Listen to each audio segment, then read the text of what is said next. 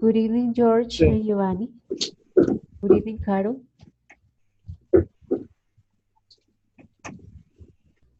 Good evening.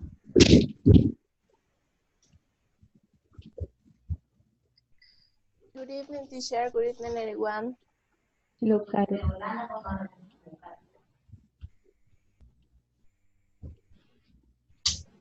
Good.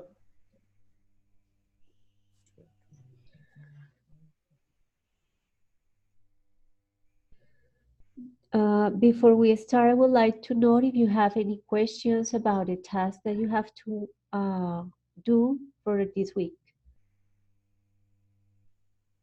No, teacher, it's clear. No, it's very clear.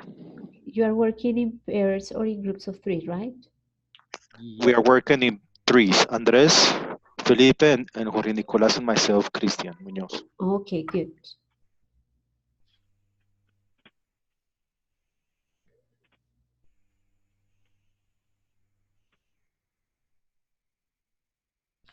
Okay. So tonight, tonight we're going to review what you studied last week, which is basically two methods, one sequence and one approach to teach English. The idea is that you have like clear the information about the differences between those approaches and those methods. So last time you read some information and watched some videos. Last week you watched some videos about those methods and sequence and approach. Do you guys remember the name of the methods?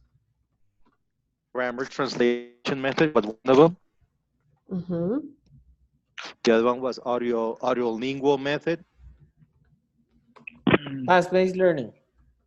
Right. And the three P's: presentation, practice, and production sequence.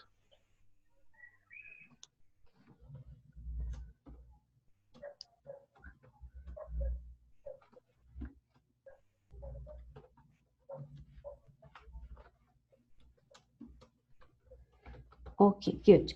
What's the main characteristic of grammar translation method? Well, it's focused on grammar, structures. Right. So it's the main focus that it has. You can use the original, the L1 of the students to identify those structures and then translate them. And there's a lot of specific practice, specifically in written, written practice, excuse me. Practicing, well, the grammar structures. Exactly.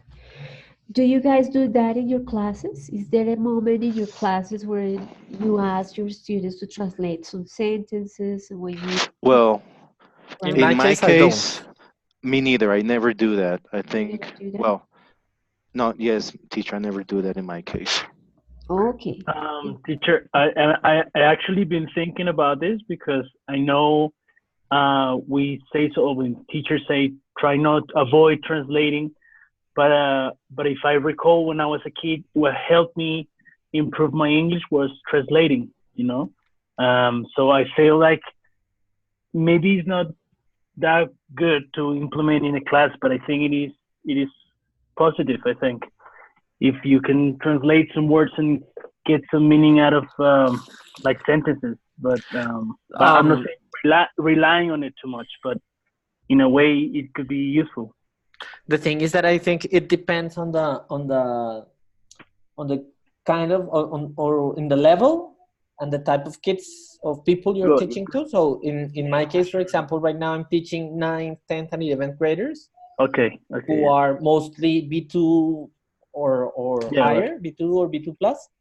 So really using with them Spanish would be, it's not like very appropriate because also they don't need maximum. They sometimes ask like for a specific expression that maybe they know in Spanish, and I will give it to them in English, but in general I don't need it. So, but I do believe that code switching and using the Spanish in certain moments, and specifically when students or when the learner is in a very in basic levels or lower levels, I think it can be useful. The thing is that, for example, in my case, in this point, it's maybe not necessary or not appropriate. But you know what, guys? I think that there's a big disadvantage using this grammar translation method. I think this only focuses for, I don't know, like for the writing process, but for kids that want to speak, this method doesn't work that much. Yeah, I don't no, know. I agree with both of you guys, because I mean, when I say, I mean, saying this, keeping in mind that my students have a very basic level, maybe that's why I kind of tend to agree that using translation could be useful. But I also understand that if the kids are B2 or even higher, then you don't need to use English Spanish at all. You know, the idea is for them to use English as much as possible. So yeah, I agree with both of you guys. Uh, Andres, have you ever used translation and have you ever taught grammar in an explicit way with basic levels? Yeah, I have. Yeah, I have. Okay. And as I was saying, I do believe that code switching could be useful in very basic levels or in lower grades. I do think it's useful sometimes, specifically when you're seeing some structures or maybe some things that are very that are confusing for students. Sometimes when they can see it in their L1, it allows them it allows them to have it a little bit more clear or to understand what is it that you're supposed to be using. I do believe it can help. Like I think, like Nico said a moment ago, maybe it shouldn't be like the main focus of the class, like not becoming like a Spanish class that you're just using some English, but I do think it be used in certain moments, and it could be helpful. Okay. So in this class, in this encounter, we have also students who have not taught English before. You guys, Andres, George, and Christian, have an advantage on your experience teaching English, so you can like guide your classmates and like tell them like your experience. And the ones that have not taught English before could probably give your opinions about your own experience as students, right? So maybe as students you have experience with some part of classes when a grammar has been taught in explicit way, or you have asked for a translation into Spanish for a specific sentence. So Yeah. For example, in my case, where I work, grammar cannot be taught. It is taught, but in a context way, throughout readings. But we cannot go into the classroom and say, okay, guys, today we're going to study the simple present, third person, second person. This is the subject, this is the verb, this is the complement. That way, we cannot do it. And code switching, well, I don't agree with it. We're not allowed to speak Spanish in the school where I work. Only, let's say, as a homeroom teacher, maybe when you talk to your students if they get in trouble, or I use code switching there, but in the actual class, I never do. And if they get me or they catch me doing it, I get in big trouble.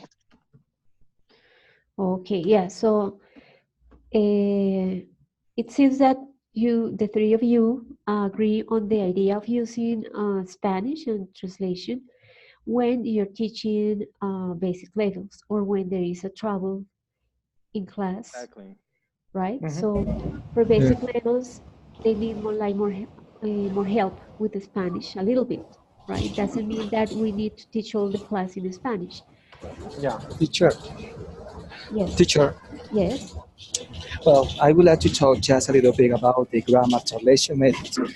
I think that we can use it for the beginner classes because if you teach uh, if you teach grammar at first and maybe you include Spanish, is important because beginner they don't know how to speak English. So if you say the class in English 100%, I am sure that the student they are not going to understand what the teacher is going to say. Maybe faster on, but not at the moment. Uh, I want to tell about that topic because in my case, I have the opportunity to say some classes from some student of the fifth grade. They then understand anything about the present perfect. The teacher or with the class in the class, they try to explain the class in English, but they didn't understand anything. So I had the opportunity to to to explain the class Spanish and English at the same time, and they understand the present perfect in 1 week, no more. And the other student they require just about 1 month, 2 months to understand that topic. So I think that at the beginner class it's important to mix Spanish and English. That is my opinion. Okay, Giovanni, thank you. We agree on the idea that for basic levels, it is sometimes necessary to use Spanish, sometimes. But one of the uh, skills that teachers need to develop is to um, use English, taking into account your students' level. So if you are teaching basic levels, you are supposed to use cognates.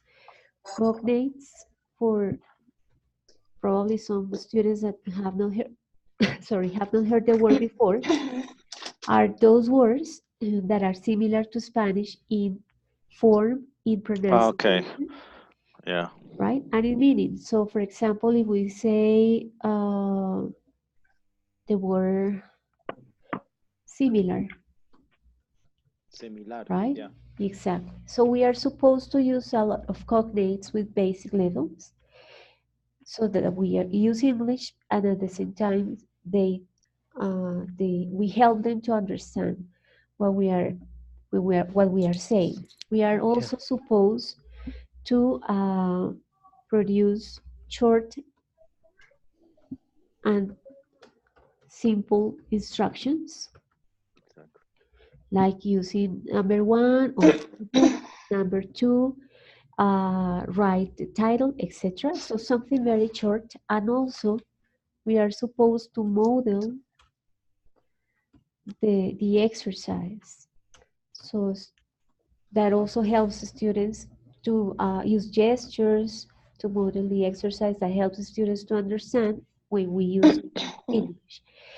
There's sorry, Yes, teacher. There's one that I use that is very often, and I have them all around the classroom. They're called like survival sentences, and I have them all around the classroom. So when they get to a word that they don't understand, they raise their hand and they say, "Teacher, how do you say puerta in English?" Okay, ta ta ta ta ta. And I think that helps. That helps me a lot in my classes. exactly. We are supposed to teach the students and to promote the use of those sentences. How do you say? How do you pronounce? How do you write? Exactly. Yeah.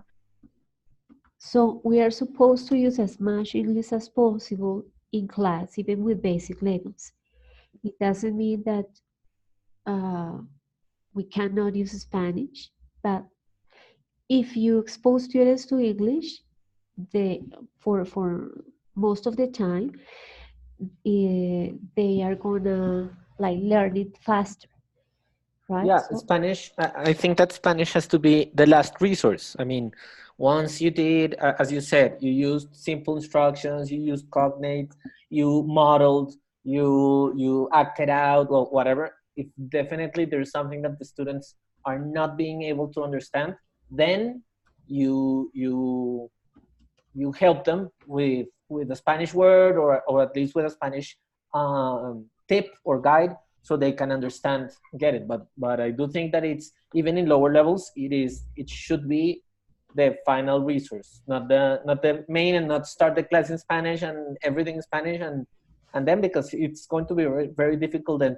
to get them to.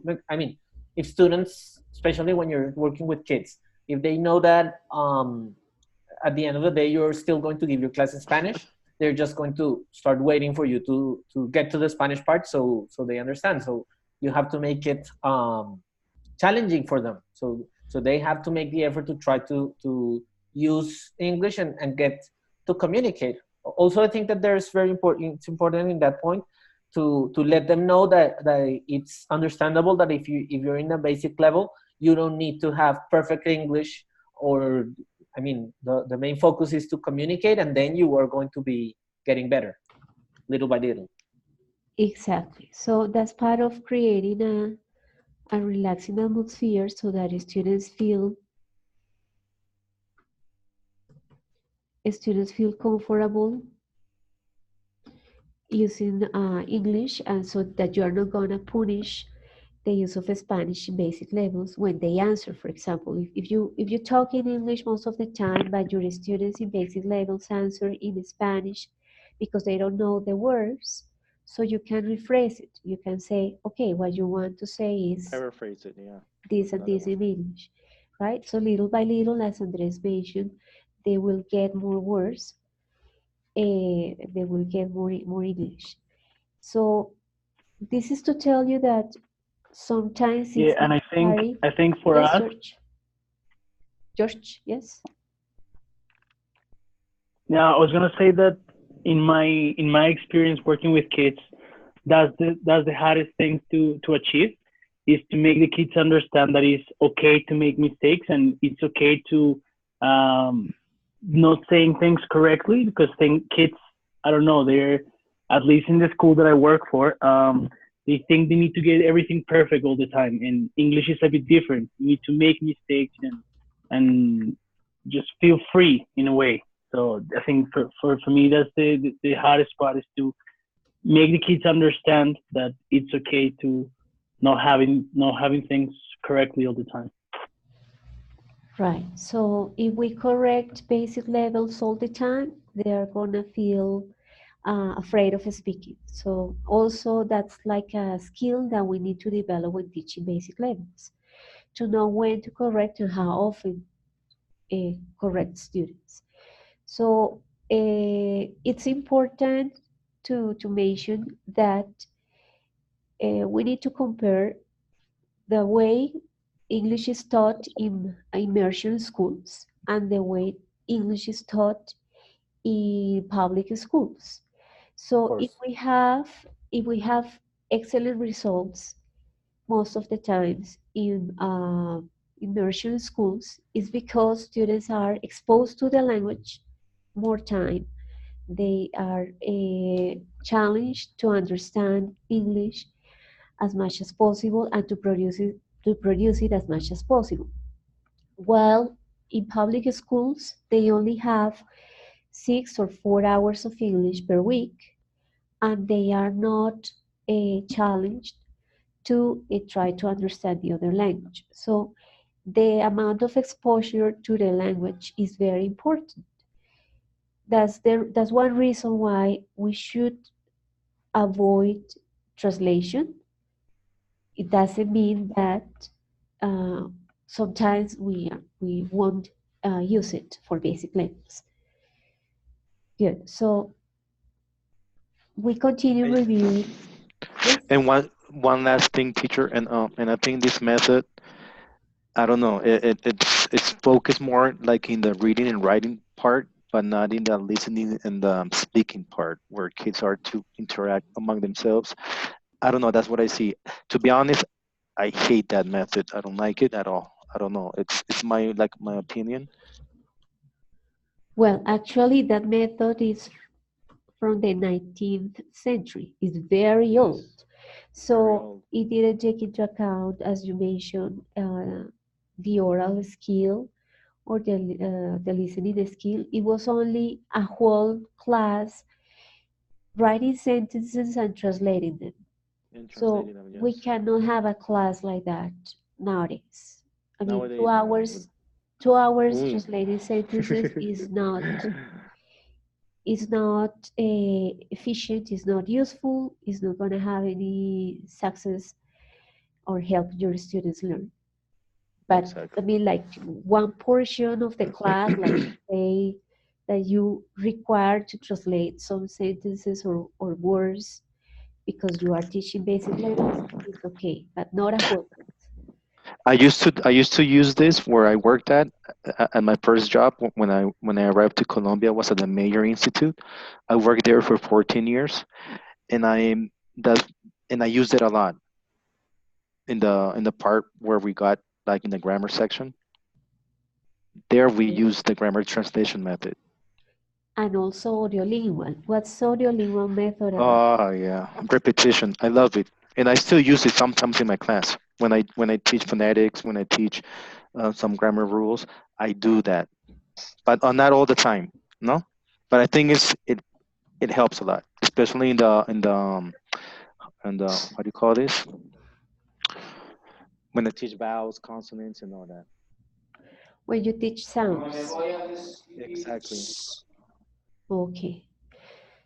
All right. So again, we could use, or we could take to the class one exercise for, let's say, beginners, in which they have to listen and repeat. Listen to the conversation and repeat. Uh, Drills. exactly. That is called drilling. Exactly. But again, if we do listen and repeat the whole class, it's not gonna be useful for your students because Exactly. again, the teachers and students will be practicing only a little bit of listening. And what about the other skills? What about reading? What about writing? And maybe not only that, but also that they would it's yeah, you're repeating like a certain speech situation, and that's great, but the thing is that in their normal lives or interactions, when they get to the real world, well, speech is very dynamic, and they need to learn how to think on the spot, and be able to speak what they're thinking, and not a specific structure once over and over again. I mean, it's very good, for example, to teach them pronunciation, or maybe like Christian was saying with the other method, like some key words or key phrases or key expressions that may help them in a certain situation. But also, you are what you're trying to have them do is to be able to speak in any context, as you're writing there. So the problem with just repeating is that eventually, if the context changes, uh, not everything that they are learning in a repetitive way is going to work in any context. So that's it's good in certain periods, but it's also important to have them speak in a more free way, in a freely way. But you know what, guys? From my experience working at the Mayor Institute, students really learned from this repetition method. It was incredible. There were 12 books, six grammar based, and the other ones were conversational. And at the end, kids and adults really spoke in English. It was amazing. Yeah, Oh, I reckon. I mean, here know this. Like your opinion, guys. I think there isn't like one specific method that's gonna suit everyone. Like I think you have to mix and you have to choose the best things out of each method to make it work. Because at the end of the day, people learn different ways, and I think that's what we have to do. Just try to get the best things out of all these methods and try to use them the best way we can. yeah, George, uh, we use different methods in one class with basic levels at least. Maria, you raise your hand. Maria? Yes, can you hear me? Yes, we can hear. Okay, before I leave, I just wanted to comment something regarding the use of translation in the classroom and the use of Spanish for the mother tongue and the repeating discussion that you guys were having. Also, like from my experience, I can totally say that just as Andres was saying, I do not agree with the fact of using translation or using the mother tongue. Regardless of the level of the students, I have seen that they get to understand after, well, with time, according to the pace of each of the students. But yeah, it would be like my last resource, if it's even my resource in the classroom.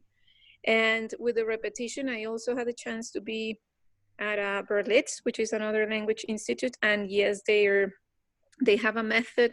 I don't know if you've heard, but it's been since 18 something, Yeah. and it's been successful, and it's based on repetition. But I understand what Andres was saying a moment ago, that students should be learning like in a freer environment, or no, freer, not under that control practice that much, so that they can handle like any situation that they may be um, in whenever they are traveling, or talking to a native.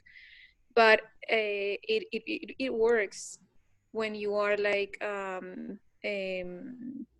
working on their like basis of the language. So that is what I had to say. Thank you, Maria. Anybody else want have like any comment on the use of drilling in class?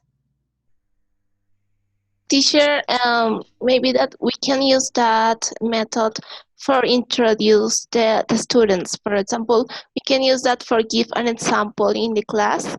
And I think that is good for give, for example, how to pronounce something, or for give an example. And after that, we can give a free moment for the guys try to do something like this, something like the I don't know, the audio, the video that they was looking conversation that we have, and after that they can do it for themselves. So we Okay. can use, Yeah, modeling. and yes, and after that moment for try to something. Right, Carol. So it's not the only exercise for the class. I mean, the students won't work on listen and repeat the whole class, but it will be just one part of the activity, or one activity that they will have for the whole lesson. The origin of, or the first time that audiolingual method was used was just listen and repeat for the whole class, right? So, and there was no context included in those exercises. It's different in Berlitz, and it's different in a major institute, because they do have a context, which is a conversation. Students read and listen to the conversation and they repeat. But when audiolingual method started, it was just sentences, isolated sentences that students had to listen and repeat. So it is like to tell you again that nowadays we use some ideas of those old methods, but we should not use those methods for the whole lesson, just for some parts of the class, when it is necessary to translate, or when it is necessary to have students work on pronunciation, on modeling the conversation, usually with beginners. Okay, I would like to listen to Monica, Giovanni, and Amina, Julian. I don't know if you guys remember something about task-based method. Giovanni? That one's beautiful. I like it. Okay, what you remember about that?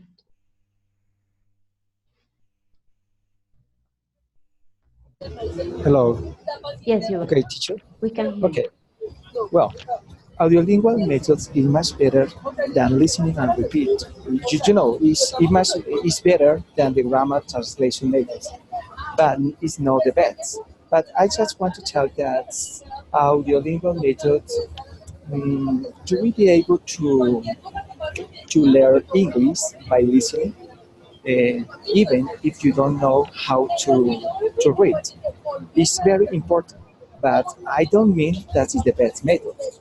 But to tell the truth, listening and repeat, you only learn some sentences, no more, and that is it's good for the student. But when you want to have a conversation with other people, mm, that you are going to have a little more problem. Teacher, I just want to tell you that in this moment I am on my way of my house, so there is a lot of noise here in the transportation. So I apologize for that. Okay. Okay. Well, Okay. we agree with your ideas about using or the advantages and disadvantages of Yes, I uh, think that maybe the more important is when the participation of the student, when they have the opportunity to talk and maybe to create some idea, and when they have the opportunity to talk about some experience in his life, because they can produce and they can use it a lot of vocabulary, or maybe when they are going to prepare something for the class, maybe they are going to be more excited. So they try to learn more vocabulary and they try to talk about the specific topic without fear of anything. So I think that repeat is important, but it's not the best method by now. Uh, yeah, I agree. So having the students in basic levels work on repetition helps them to feel more confident by the time we ask them to produce something that they create. Since they need to be heard and practice the pronunciation of new words, it's gonna be helpful for them if they try like listen and repeat before we ask them to produce something. Good, but what about task-based methods? Do you Well, guys, That, what you remember about that? in that case, task-based learning method, that's where students accomplish tasks that are connected to the real world. And I think that's the one that's actually that's the one we use in our school. We use this one and TBL, PBL. project based learning too. But Oh, and they are both kind of similar. They have similar. Yeah, they're very similar. In this one, basically, students learn by doing. So you give them small tasks, and sometimes you can those small tasks, excuse me, can be connected to a bigger task that you're going to use at the end.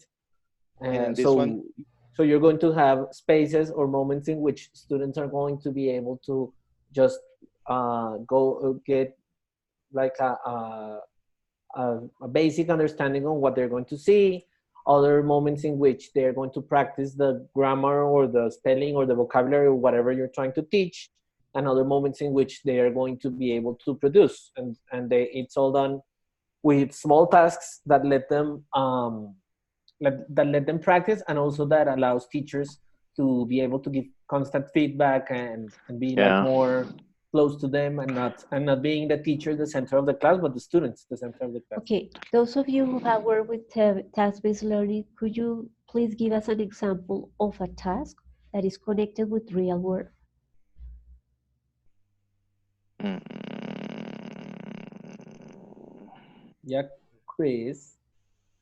Wait, Could I you do. repeat the question, teacher, please? Yes, what could be a good example of a task? Those of you who have worked with task-based learning at the places where you work. And Well, I actually in a school in the school that I'm working at, it's not so project-based learning because it's an IB school, so it's a little bit different what we're seeing because I'm teaching the diploma program. But in the previous school that I worked in, we used more PBL, project-based learning, and what we did in one term, for example, was we had them do like create their own uh, theme park, and they had to create their own theme park, and they had like to actually build a small model, and they had to present like a report, like a business model of the theme park, and they had to present it eventually. what were the small tasks that students worked on in order to get to the project that was create your theme park? So at the beginning, what we did was telling them, okay, we're going to make a theme park. So the first thing that we asked them to do was to get together in groups, to get like an idea. So in that school, this was with the higher grades. So we had a higher level, an intermediate level, and a lower level of English, because they were divided like that. So the first part was that the higher level kids had to think of like the type of theme. First, they had to get together, decide like the name of their project, and give and decide like like the roles that each one was going to play, like the designer and the director and whatever. Then in the second part of the task, we had the lower level students to make like CVs, and they had to have an interview. So the ones that already had their project had to interview them and like hire them to be part of their group. Then they will have to present to us a business model on how the theme park was going to work. So they had like specific things they had to tell us, like how was it going to work. So it had to be like a report. So how was it going to work? How much would they charge and whatnot? So we also worked a lot with the math department. So they had to like create a business model, and then finally they had to build it, and they had to make an oral presentation. They had like 5 minutes to present to us what they did. So they had to build a presentation as such. Well, I'm telling it because it was a period long project, but I'm kind of telling you like the big picture, what they had to do.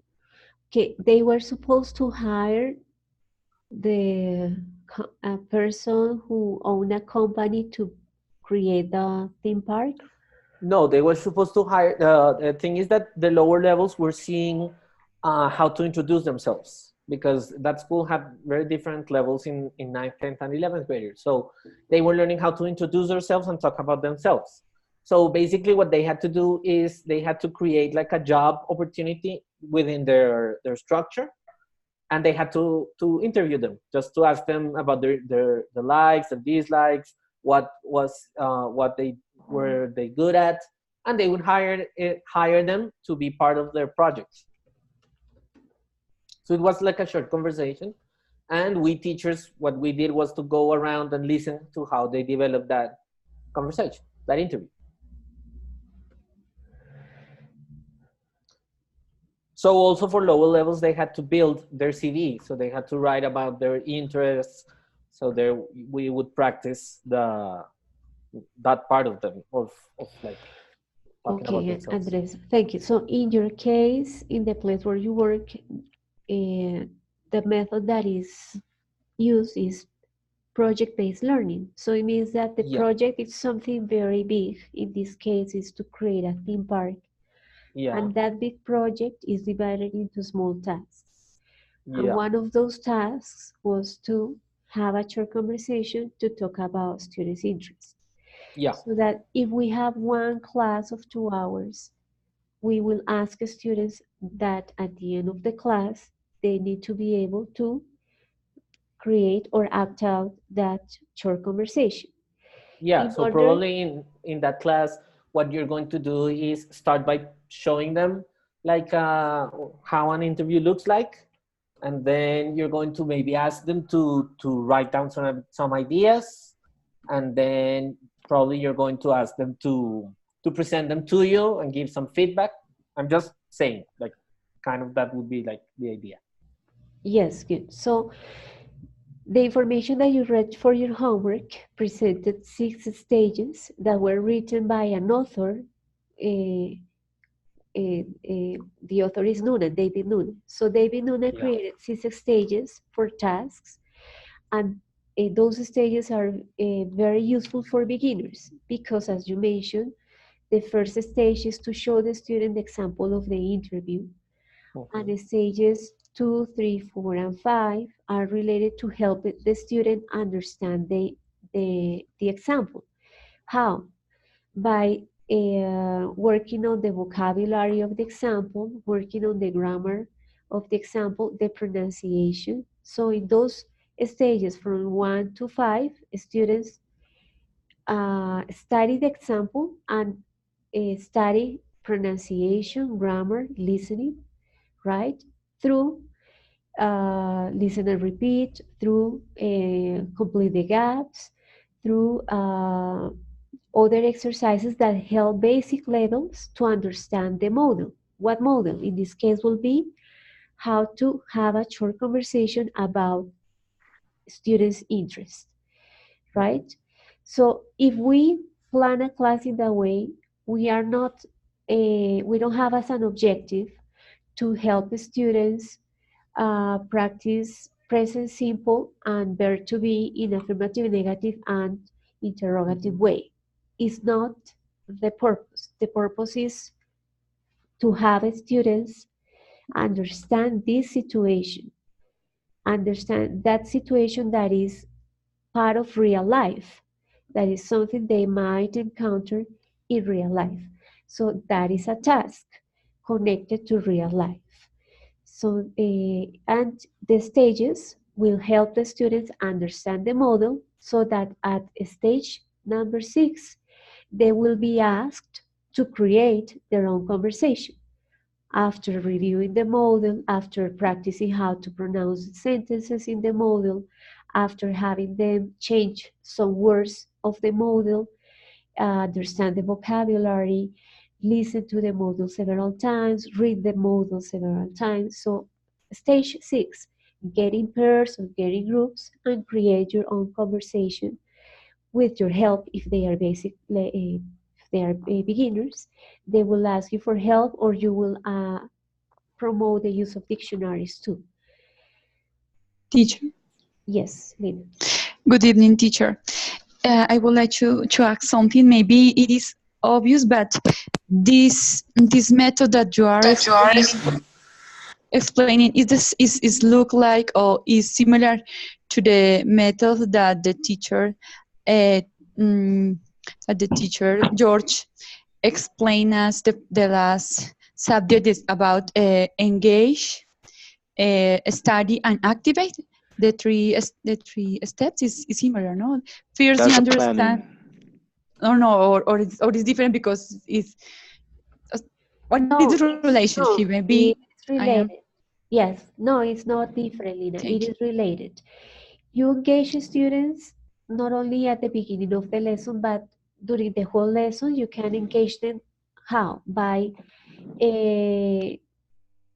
by catching their attention when you personalize like the explanation when a student asks you what is the meaning of an X word and you personalize the example or the explanation, you are engaging the student, you are catching his or her attention or their attention. Mm. Study is all that related to practice, so fill in the gaps, listen and repeat, etc. Activate is what you ask them to produce. So during the whole class, you are engaging, studying, and activating the students.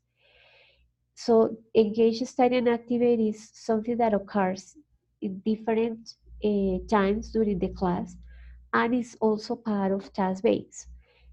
What happens is that task-based has stages. Okay. Tells you number 1, number 2, number 3, 4, 5, and 6. So students are able to, at the end of the class, create a short conversation, right? Okay, teacher. I was going to say something, teacher. Thanks, teacher. Uh, Christian? where yes, ma'am. Where I work, we have 6 units throughout the year. So we have 3 terms. In term number 1, we work fiction, nonfiction. Term number 2, fiction, nonfiction. It is the same, yeah. In each unit, at the end, there's a little synthesis project that is a project based on what they saw at the beginning of the let's say of the term. So each unit is worked for, let's say, 6 weeks. Okay. So Yes. so I remember one that I did last year that was called autobiographies. So we worked throughout the first 5 weeks, and the last week they created their own autobiography. So what did we work on? We worked on complex sentences, compound sentences, fanboys, structures, all that. And at the end, they created their own autobiography. So we have a project after each unit, meaning that we have 6 projects throughout the year. Right. So you also work at the school where you work, students or teachers use a project-based learning.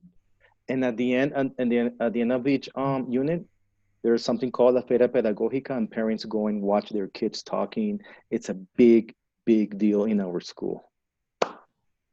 It's a whole Saturday. It begins at 8. It goes all the way to 4 p.m. Okay, so there is a huge difference between planning classes, having a communicative objective in this way, in the example that you explained to us, that you gave us, is to have students write an autobiography, That was one right? of the projects. Yes, ma'am. That's a huge difference between that aim and having the students understand how to produce an affirmative, negative, and interrogative Oh, yes. in present simple. Exactly. So when we plan a class in which we need to promote communication in a written or in an oral way, we need to think about an objective that is based on something the students do in real life. In real life, students are not going to explain the structure of sentences in past simple, or Exactly. students are not going to produce one or three different sentences about anything in future simple. But they That, will talk about their vacations. If we talk about simple, okay, exactly. that's a context. When you say vacations, when you say experiences in the past, when you Future say plans. teachers' plans, when you say interest, students' interest, Exactly. Hobbies. that's a context. Hobbies is different to plan a class thinking about a situation than thinking about a specific grammar topic. Exactly. When we plan the class thinking about a context, we think about an example. So we need to show the students this is an autobiography. Let's study the components of an The autobiography, structure. Exactly. structure, the words, the sentences that we find in it. That's different. That's the context.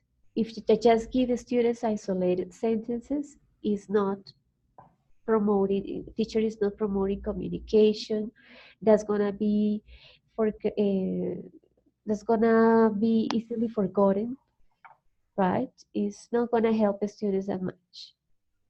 Exactly. So, questions so far?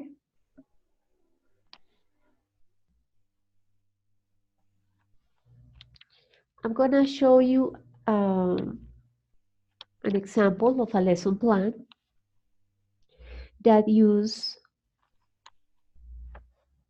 task-based learning in order to write it.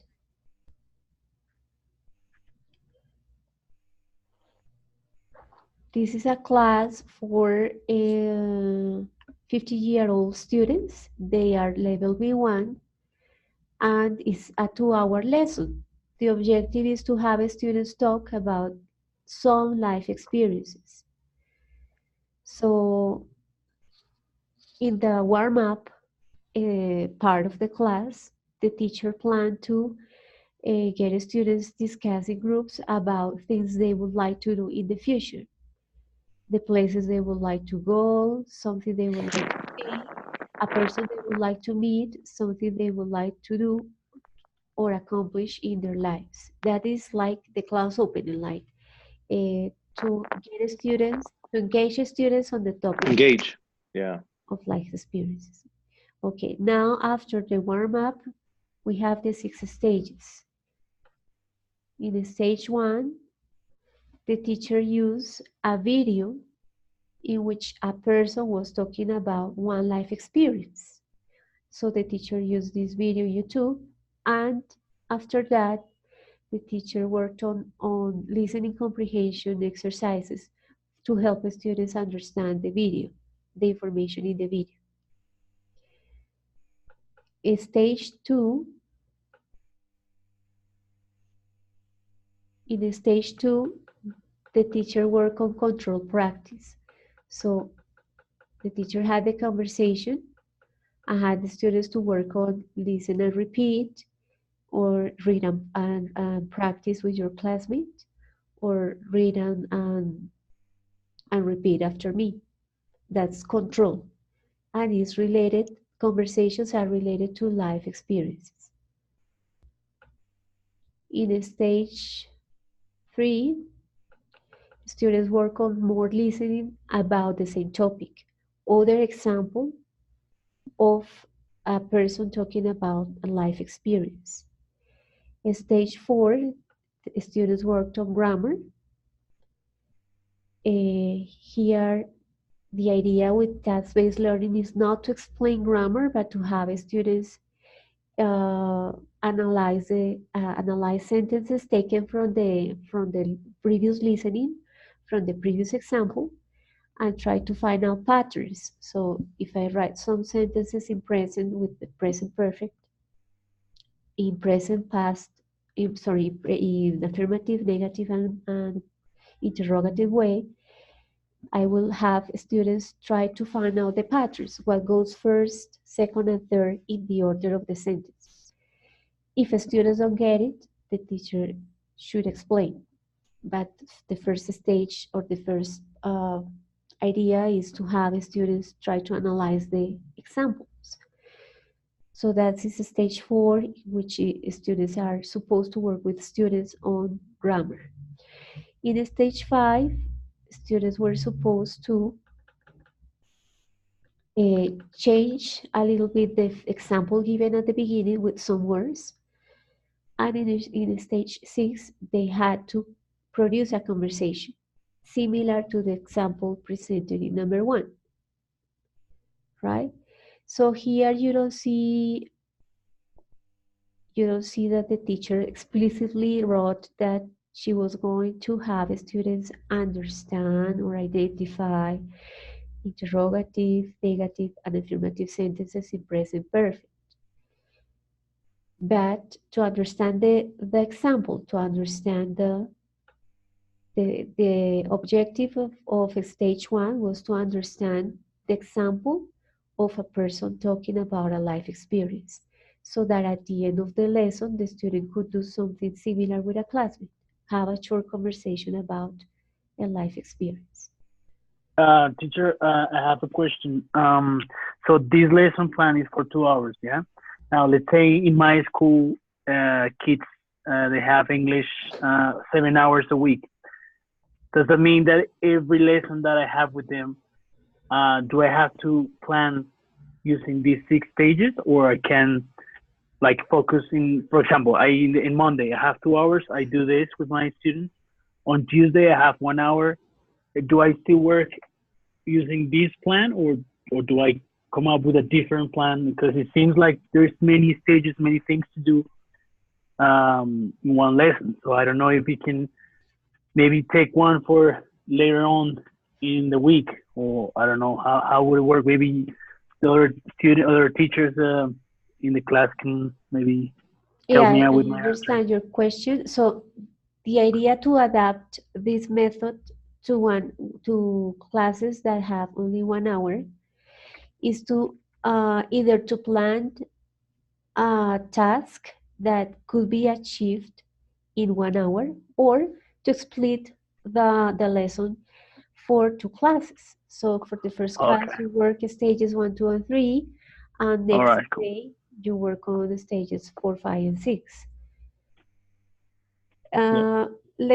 This is not the latest approach, the latest method, but it promotes communication, and it, in a way, it can suit most of the school's curriculum, which is we have a book and we need to help students study the units that are in this book. So this method can suit that needs that most of schools have.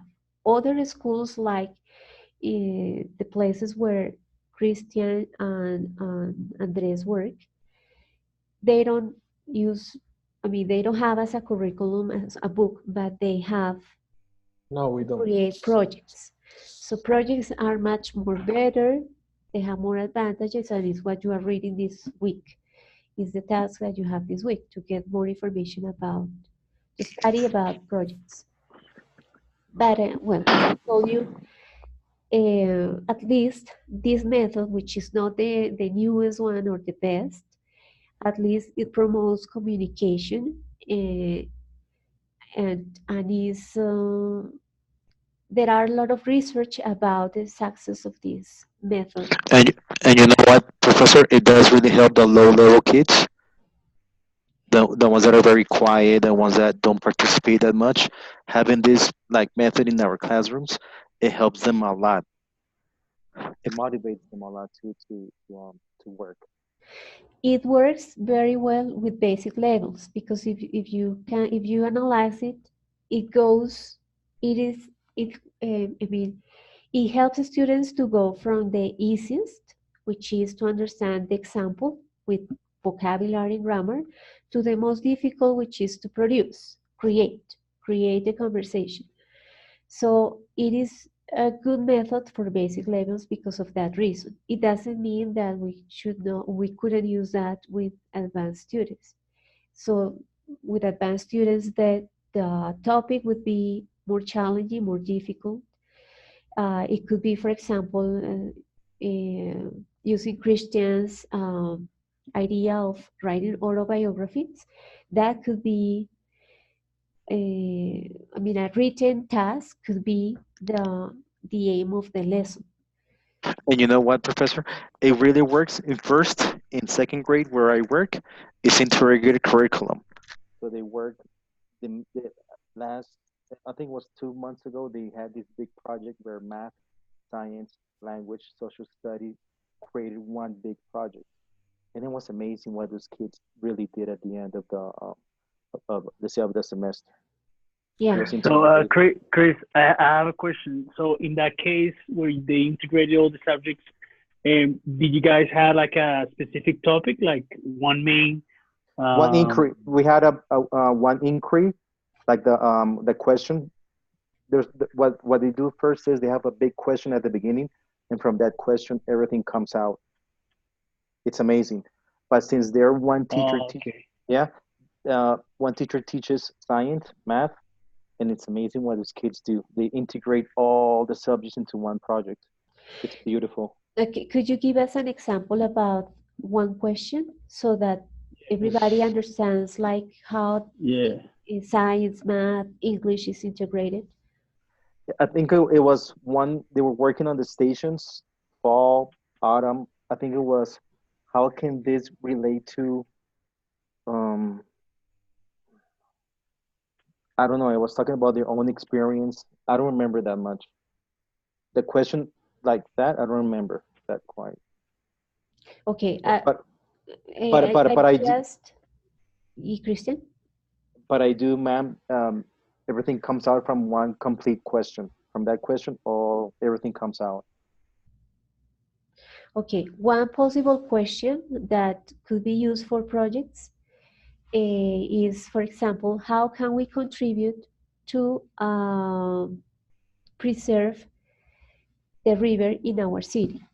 Okay, yeah, Yeah, so something like that. that requires a lot to research about the causes of contamination, the possible solutions, to understand all the all the ecosystem that is connected with the contamination of the river and the preservation of the river.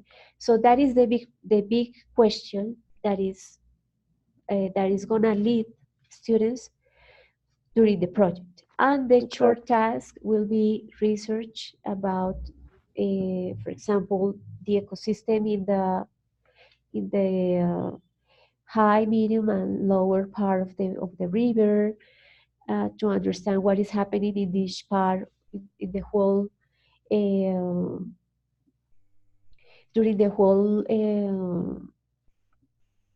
like let's say process of contamination of the river in the first part when it is born, in the middle of the river, and at the end. So it Yeah, requires a lot of research, it a, requires a lot of a little lot of, classes. and it requires a lot of teachers working together. Exactly. So Yeah, so there we have science, there we have English. Disciplinary. yeah. We could introduce a little bit of maths if we ask students like To make a graph or something. exactly, to make a graph about And they their even and they even worked with affectividad too. It was incredible. The questions are called driving questions, guys. By the way.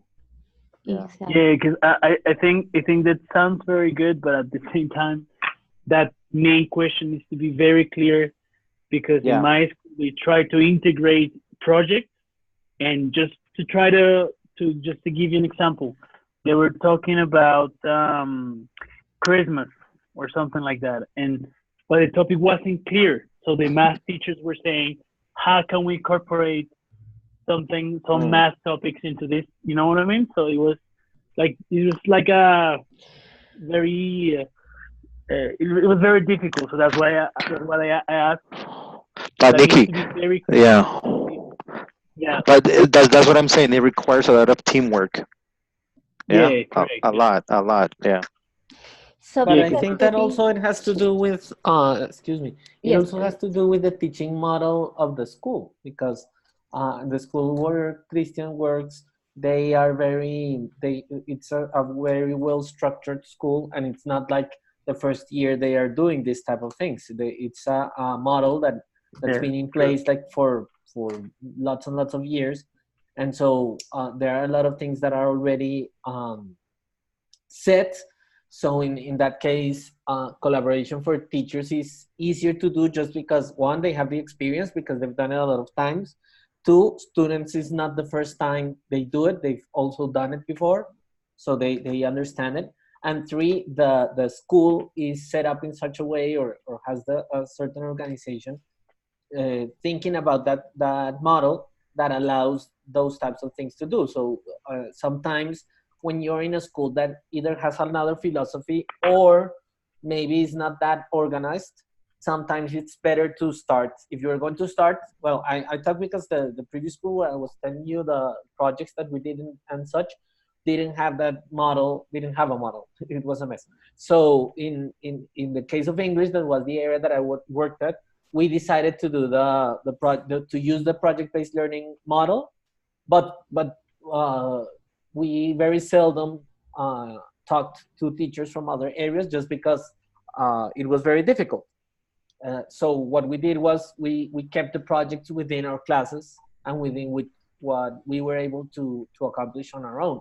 But of course, if you have a school that is devoted to that type of thinking, probably you're going to be able to integrate a lot more and do other Exactly. types of So things. the problem is to integrate the other more subjects than English. Yeah. So let's say that we could create a project that is only for our class, English, and we could do it in a school in which we are not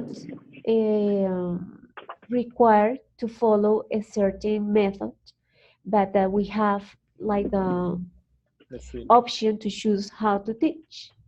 Yes, we could, if we work in one of those schools, we could decide to have a project which is that will involve a question that is not that difficult for students to answer, and that wouldn't involve, let's say, for example, complex math or complex information about science.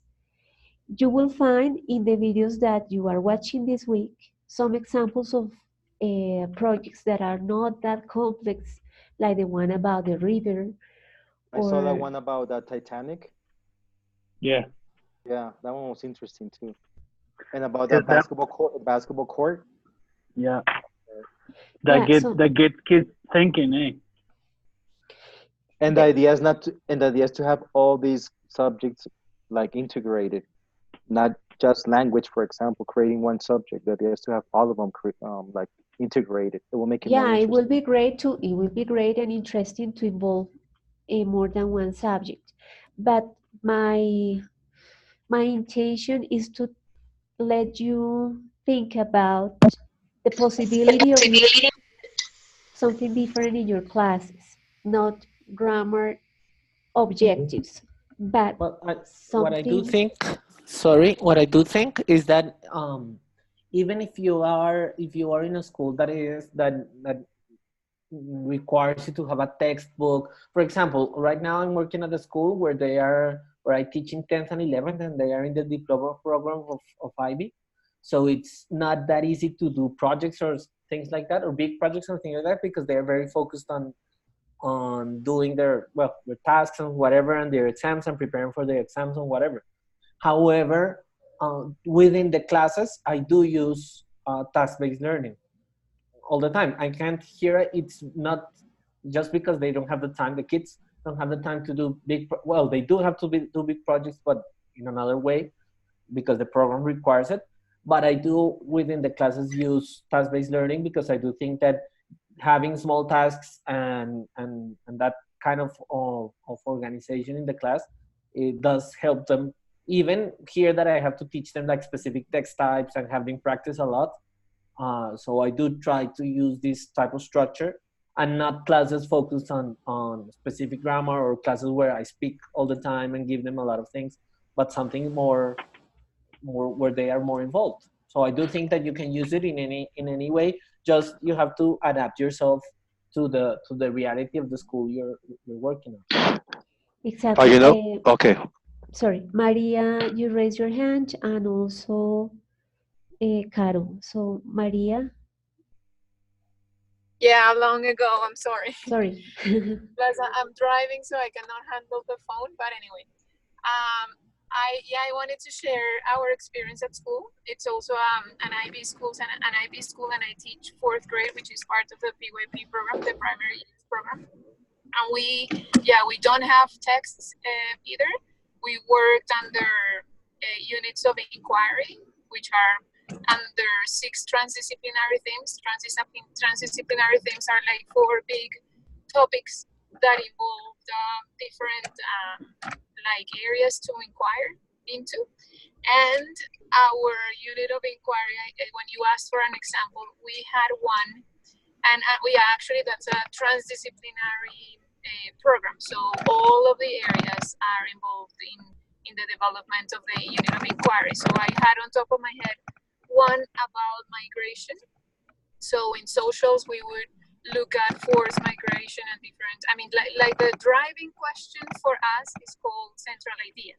And that central idea is like supported by 3 lines of inquiry that are the ones that drive the inquiry, so that students can understand the big central idea.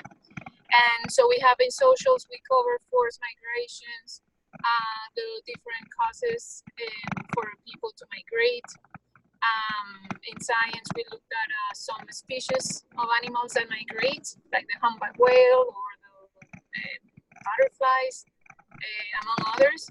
And what else? And math, yes, we have the kids, and actually from language as well, we have them interview their family members, whether it's their grandparents or great grandparents if they live, or close friends or neighbors.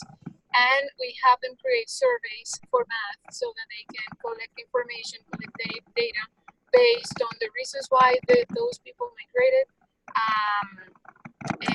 We also have them in socials locate the hometown of their grandparents or family members, so that they use latitude and longitude as well, and coordinates in a map.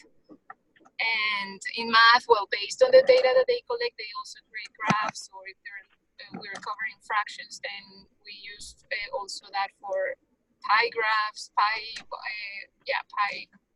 graphs. And things like that.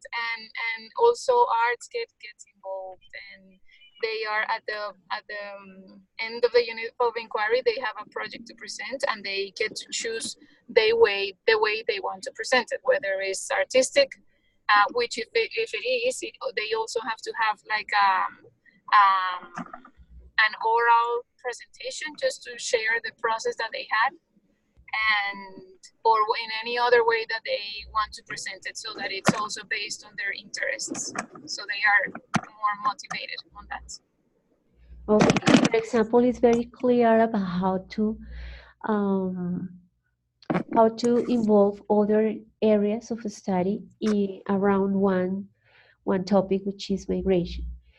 Thanks for that example. And probably, as Andres mentioned, it is used in those schools that are organized in such a way that that might happen. In other schools where that is not like the method that is used, or the method that is promoted for the school, we could use like something easier, uh, like a project that it doesn't require or doesn't involve other areas in the way that you explain. But we could try like do something different than grammar.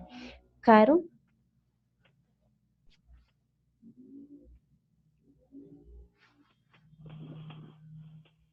we can't hear you. No, let's see here.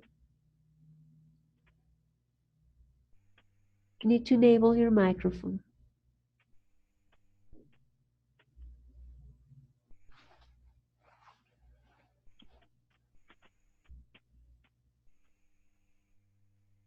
No, we can't hear you, Carol.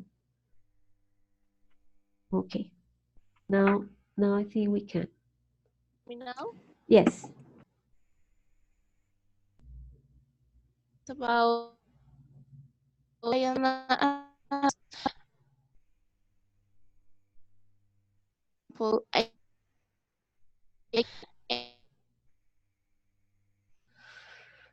Carol, is difficult to understand what you attack. say. Maybe it's because your connection is slow tonight. Yes, teacher is too bad tonight. It's wrong tonight. I'm going to try other now. About the project-based learning, I don't know, it's necessary, for example, use it by 2 months, and it is alone around ISO, but I'm going to develop it and task. I am a little confused about it. Okay.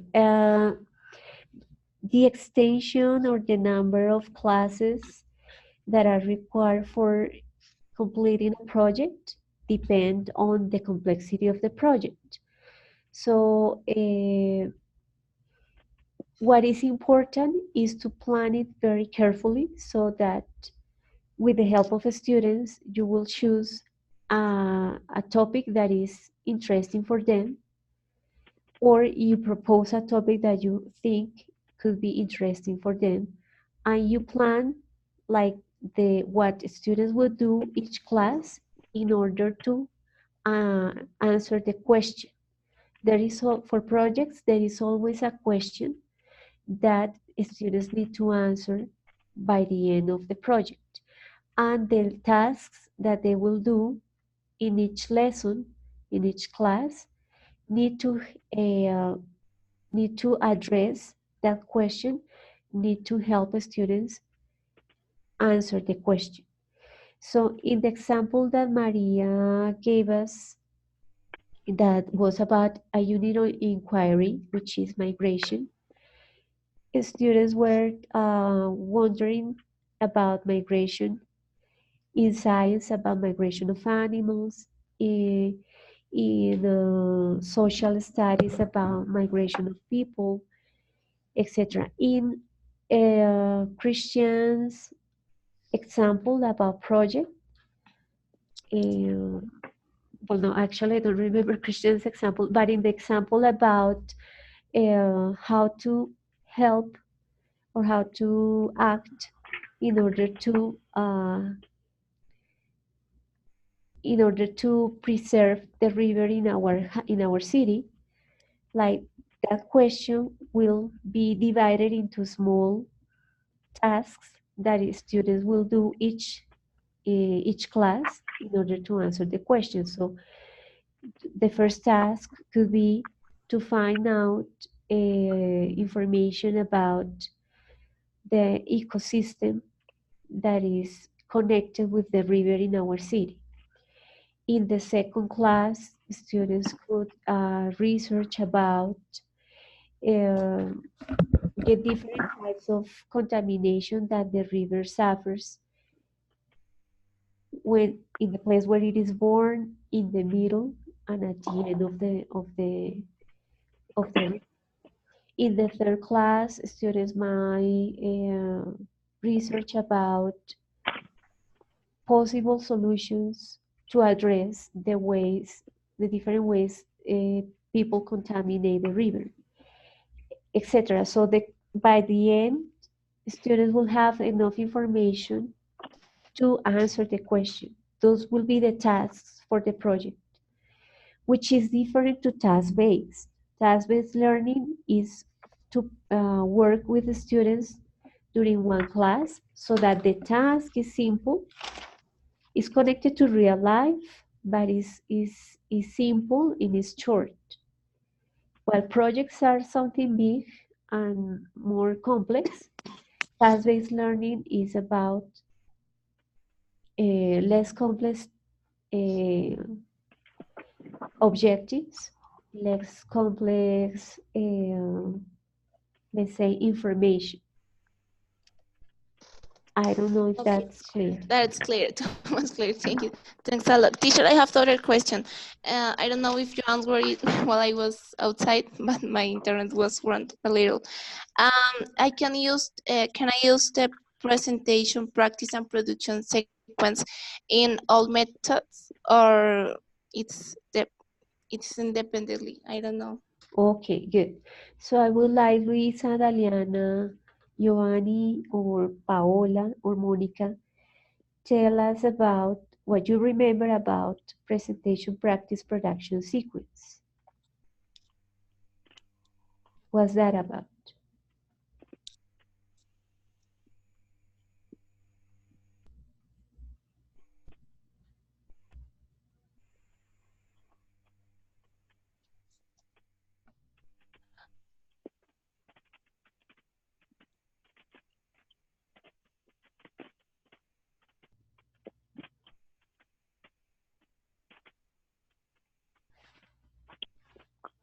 Hi, teacher. Yes, Giovanni. What you remember? Uh, well, I just well, I remember almost everything about the, the, the, the project, but I want to tell you that to talk about some important matter or subject, excuse me, subject is so in this case, my coworker, my classmate was talking about the river or maybe the pollution or the contamination of the river or something like that. But in my task, the question is what would be to prevent maybe uh, more pollution. That's in the intermediate level. In that topic, we will be able to talk about the some important method. And I think that we have to create a group of people to start the research about this topic and to answer according to the different method that we use it tonight. I think. Okay. And do you Yes. remember any information about the sequence presentation, practice, and production? Yes, yes, of course. The sequence of presentation. Well, first we were talking about the grammar method. Then we were talking about the audio lingual method. Yeah. Then we're talking about the basic test methods. That is, I think that is very important. Um, and well, and finally, we were talking about the final method that it was more important for me because is a method where the student can create and participate in class because we are talking about the experience of our life and they have the opportunity um, to create more well different thing different they have to look for the way to spread what they feel in the real life. So the question tonight are talking about the river in the city, Yeah. the So, well, how to you, prevent sorry contamination. to interrupt you. You mentioned what we have studied tonight, but we are missing information about a sequence that is called presentation, practice, production. So, uh, I would like to know if any of you remember. I remember something, teacher. I do. In the presentation phase is where the teacher provides students with a context uh, and provide like a grammar explanation. That's in the presentation phase. Practice um, is to direct the activities, provide positive feedback, something like that, right? And the Mm. production phase is to correct student mistakes. No. The presentation is when the teacher does present with some type of context and extracts the grammar. Then the practice is when students, practice saying or writing or using the structure that is presented like in correctly. So as the name says it, they practice a lot. And then in the production phase, the students are required to use what they learned in the first two phases to produce a new text, either oral or written text. And also one thing to keep in mind is in the early stages, like in the presentation stage, the teacher has like full control of the lesson. Whereas as the lesson progresses in the practice and the production stages, the students are like more free in terms of what they have to do. So at the end of the production stage is all about the students, so it's less control of the teacher. And the teacher can use different resources like text, audios, pictures, present a situation in the presentation phase. Mhm. So, Carol's question is like, what's different about presentation, practice, production? If we already studied task-based, in task-based there is a context, and there is an example, the students study the example, have grammar exercises, pronunciation exercises, and at the end they need to produce something similar. What is different between presentation, practice, production, and task-based learning? Maria? Well, I had something else in mind. I understood Carla, excuse me, Carol, if she could use the sequence in any other method. So Yes, I just, that's right, Maria. oh, okay. I would say that, for example, if the students already finished a task-based experience, and if maybe the teacher notices that the majority of the students are having difficulty with a specific structure per se, then I would take that structure that is giving them trouble, and I would perform the sequence so that they can have like a clear understanding on that specific structure. Does that make sense?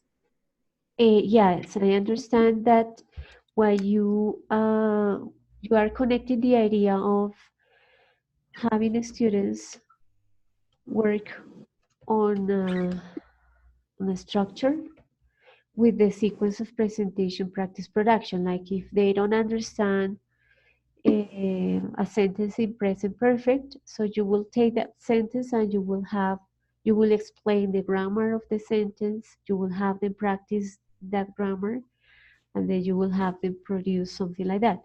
But it's not only with one sentence, but the difference between the sequence, presentation, practice, production, and task-based is that usually in presentation, practice, production, there is not a context. The teacher decides to teach, let's say, daily routines, but starts the class with flashcards about action. So there is not a context there, but starts with teaching vocabulary in isolation of a context. Have students practice that vocabulary with filling the gaps, with matching exercises, and then have students produce, like, let's say, short sentences about what they do during a day. So one of the major differences with TBL is that presentation, practice, production is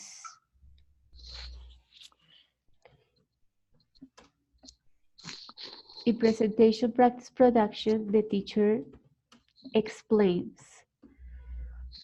In TBL, the students infer the rules. I think that the main difference is that it's presentation, practice, production is very teacher centered, and it also relies a lot in practicing, like in exercises, but I mean modeling and correcting, but maybe not always is going to be easy to then use that in real life situations. The same problem that we had with the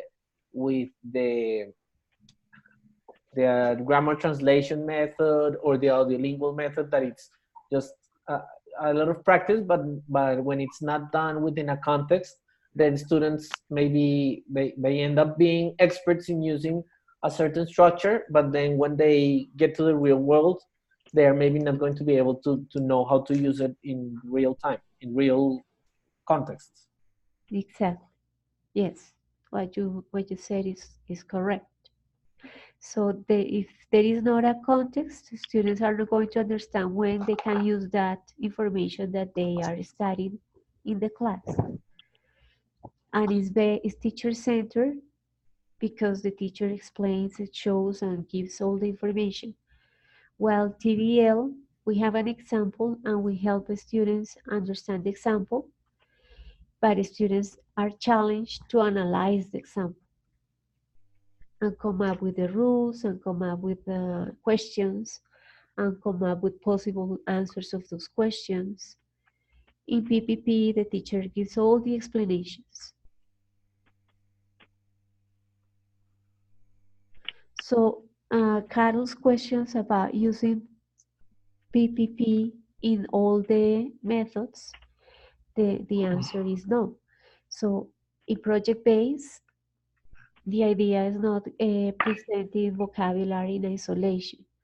In TVL, the idea is present information in a context, either a video, a conversation, a reading, a writing about an anecdote. There is a context. In a unit of inquiry, there is a topic. Yes, and there are readings about the topic of migration, for example, in Maria's example. And there are audios about migration. So PPP is a sequence with no context, which is guided by the teacher all the time.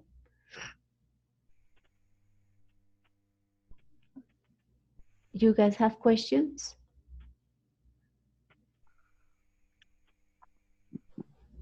No, teacher. No, ma'am. Interesting. Perfect. Okay, so the easiest thing is to choose a grammar topic and then look for a lot of grammar exercises for one class. Exercises. Yeah. Please don't do that in your classes. You will waste your time and your students will waste their time. Yeah. It's something we need to change urgently. It's something that happens in most of the schools. It's something that most of English teachers do. It's the reason why students don't speak English. It's the reason why uh, politics about bilingualism are not successful in our country. So choose other method. Choose project-based, choose task-based, choose the units of inquiry, choose other one that promotes communication. Okay. If you want me to give you like extra readings about communicative approaches, let me know so I can share it and you get like more information. Those of you who are new teaching, my advice is to use the TBL because it tells you the 6 stages. So you get the structure of the class and you design a class that fits the 6 stages. For those of you who are teaching the first time, I think it helps. So that's all that I wanted to share with you, review with you tonight. I don't know if you have questions, comments, something else before we finish. I don't have any. Great that you can share with us the information that, about the methods. It's important to read this information for the major. Okay, so I could share with you tonight, for example, 3 different lesson plans that used TBL for their design. So a lesson plan for second graders, a lesson plan for 6th graders, and for 10th graders. That'd be great, ma'am. Perfect. For you to have an idea, probably you could use that in your classes or when you design a new lesson plan based on TBL. And well, next class we will review project base so that you will have the idea is to have more like clear the idea of the structure of projects and how to design a project. Good. So that's all. Thank you everybody for joining the encounter. And Thank you, let me ma'am. know if you need something else for the class, you please email me or let me know next class, next encounter. Okay. Okay. Thank you very much. Have a good Have night, a good everybody. night. Goodbye. Thank Okay. you, guys. Bye. Have a good one. Goodbye. Thank you. Goodbye. Bye bye.